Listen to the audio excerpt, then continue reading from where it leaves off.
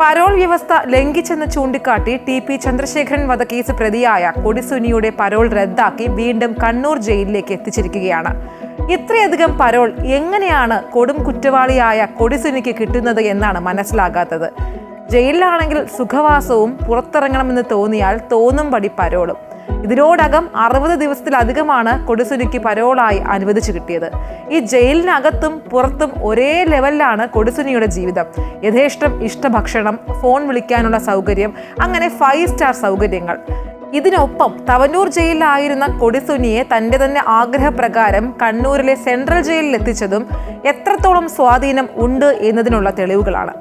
ഇപ്പോഴത്തെ ഒരു സംഭവം പറയുകയാണെങ്കിൽ ജൂലൈ 21-നാണ് കൊടിസുനിക്ക് 15 ദിവസത്തെ അടിയന്തര പരോൾ അനുവദിച്ചത്. ഈ മീനങ്ങാടി പോലീസ് സ്റ്റേഷനിൽ റിപ്പോർട്ട് ചെയ്യണമെന്ന വ്യവസ്ഥ ലംഘിച്ചതിനാണ് പരോൾ അവസാനിക്കാൻ 5 ദിവസം ശേഷിക്കെ ഈ പരോൾ റദ്ദാക്കിയത്. ഈ സ്റ്റേഷനിൽ ഹാജരാകാതെ വിവിധ ജില്ലകളിൽ സഞ്ചരിച്ചതായും ഇതര സംസ്ഥാനങ്ങളിലേക്ക് പോകാൻ ശ്രമിച്ചതായും സ്പെഷ്യൽ ബ്രാഞ്ച് റിപ്പോർട്ട് ചെയ്തിരുന്നു.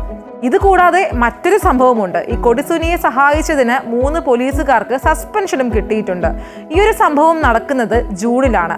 മാഹി ഇരട്ട കൊലപാതക കേസിലെ വിചാരണയ്ക്കായി കൊടിസുനി, മുഹമ്മദ് ഷാഫി, ഷിനോജ് എന്നീ പ്രതികളെ കഴിഞ്ഞ മാസം 17-ന് കണ്ണൂർ സെൻട്രൽ ജയിലിൽ നിന്നും തലശ്ശേരി അഡീഷണൽ ജില്ലാ കോടതിയിൽ ഹാജരാക്കാൻ കൊണ്ടുപോയപ്പോഴാണ് സംഭവം.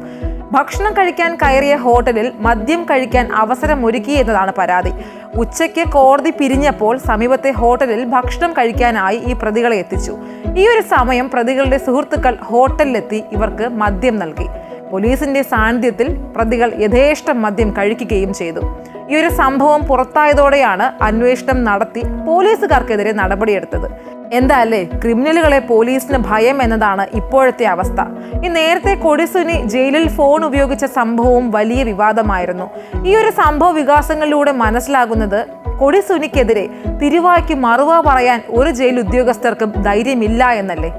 വിയ്യൂരിലെ അതിസുരക്ഷാ ജയിലിൽ ഈ സഹതടവുകാരുമായി ചേർന്ന് കലാപമുണ്ടാക്കാൻ ശ്രമിച്ചതോടെയാണ് കൊടിസുനിയെ 2023 നവംബർ 9-ന് തവനൂരിലേക്ക് മാറ്റിയത്. അവിടെ വെച്ചാണ് 2024 ഡിസംബറിൽ 1 മാസത്തെ പരോൾ ലഭിക്കുന്നത്. അതിനുശേഷമാണ് സുനിയുടെ ആഗ്രഹപ്രകാരം കണ്ണൂർ സെൻട്രൽ ജയിലിലേക്ക് എത്തിക്കുന്നത്. പരോൾ വ്യവസ്ഥ ലംഘിച്ച കൊടിസുനിക്ക് ഇനിയും പരോൾ നൽകുമോ എന്നതാണ് ഇനി അറിയേണ്ട ഒരു കാര്യം.